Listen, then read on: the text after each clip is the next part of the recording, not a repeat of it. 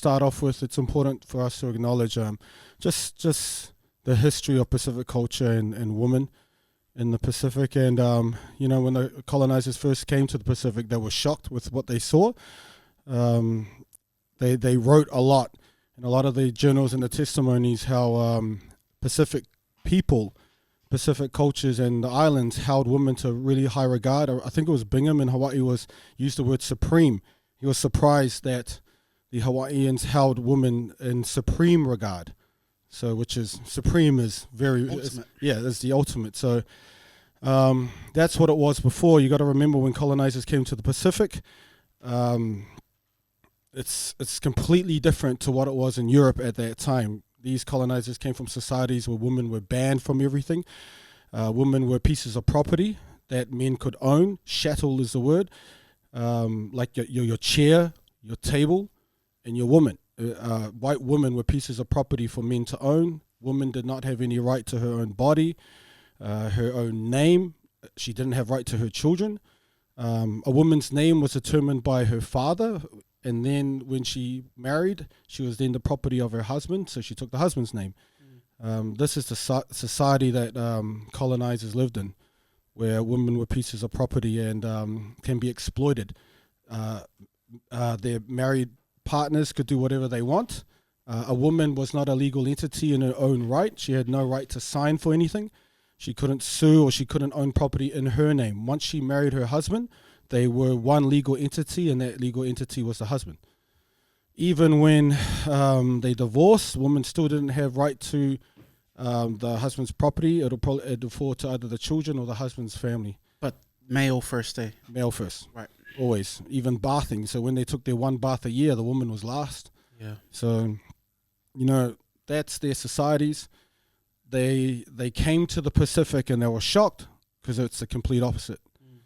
So in the Pacific, women led, women ruled, women were the heads of families, and there were women gods. Yeah, that's right. Yeah, there's women gods in the Pacific, and obviously they had the holy trinity of men.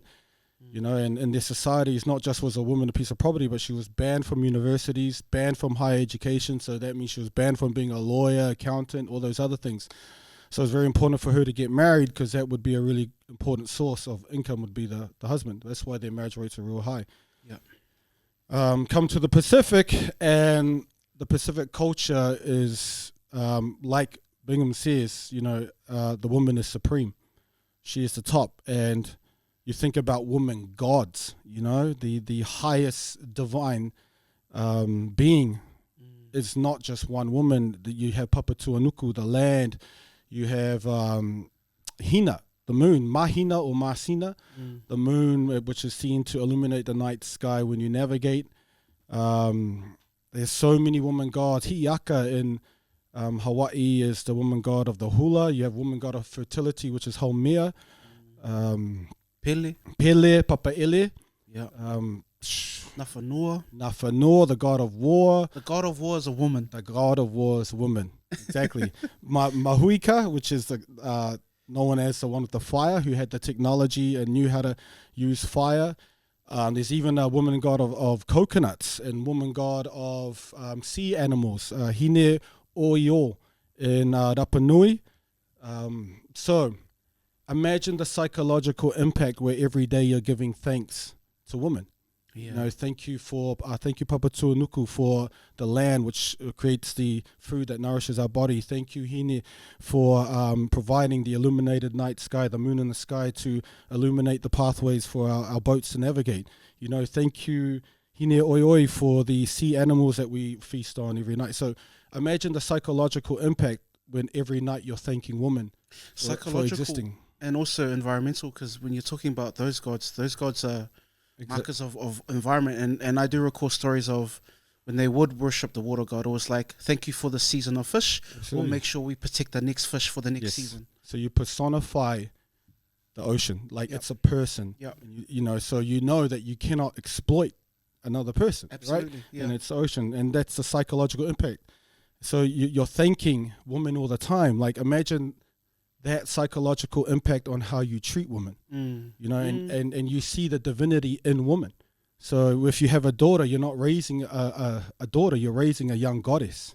So, and perception becomes reality. And so the psychological impact of having women gods is huge. You know, and we look at how Pacific people did not sexually objectify the woman's body, and we see it in some pictures where you see a war party with half the warriors are women, their breasts are out, and you know, dudes aren't like salivating over it, getting boners, getting boners and erections, or they're too scared. But they're not condemning it Yeah. because the body hasn't been sexually objectified. You know, it's an important part of our being is breast milk, and there's of course a goddess of breast milk. You know, so just the way we perceived women was completely different to colonizers, and it wasn't just Pacific gods. We have in sports. Remember. Only recently has there been a big movement for women's sports, you know, like boxing. But 250 years ago, Captain Cook wrote, in Tonga, there were women boxers as well. You know, he also wrote about the surfing. There were great women surfers as well. So there was no exclusion at all in the Pacific. You know, it wasn't like this is men's and women's. Women, you go in the back and that. Women were supreme. And we talk about so many other things, even the women navigators. So Captain Cook comes to the Pacific. All these explorers come to the Pacific with a boatload of like 100 men only. Just a sausage fest on these boats. They're smashing up each other and the animals on there, and with their holy trinity of men religion. And you see all the stories of our navigators from the Aotearoa, which was Toroa and his daughter Wairaka, and his sister Muriwai, and that's a very important story because that's the name, that's where Whakatane comes from. Right. It comes from a story from the Aotearoa boat. Then you have Kupe on the Matahoroa with his partner, Hine Te Aparangi, or some people call her Kuru Marotini, and she's the one who gave the name Aotearoa to New Zealand. Okay, so because she's looking at the clouds, and so obviously she's a navigator herself because she can read clouds. So on our boats and our navigation boats, our women were there.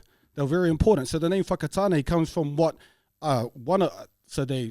there's different stories. It's either Wairaka or Muriwai, either the daughter or the sister of Toroa, okay, did something extraordinary in Whakatane. That's why the name is Whakatane, because of what they did. New Zealand is named Aotearoa because of Hine Te Aparangi. So it's these women did massive things, right?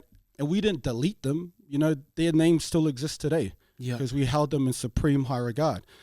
And so all over Pacific history, the mana of women is huge.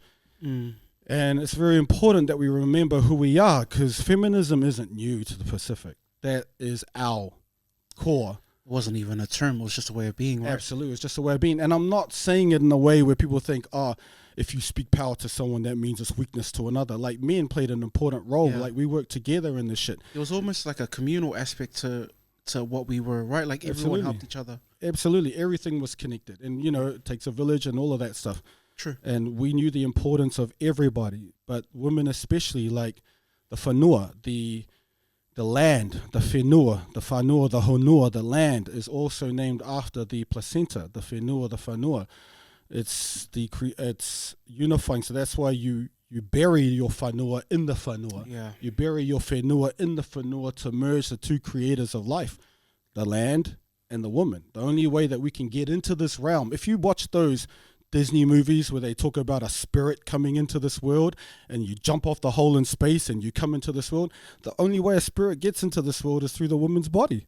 That's it. You can only you can't fall out of a tree. You can't just appear. You have to come through the woman's body to get into this world.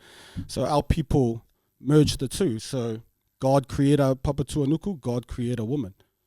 Every single Pacific person comes from a woman. So we held women in high regard because we saw it. You know, they created life. And so now we get to a point where in a society where we sexually objectify a lot, where we have a high abuse rates and all of this, right? You know, I'm not saying there wasn't any abuse, but I do believe that there's a big thing about conditioning, and we have been conditioned to sexually objectify women. And when you look at the old photos and you see men didn't get erections when and they didn't, oh, titty, titty, titty, when they saw it. You can actually condition a man not to sexually objectify a woman as well.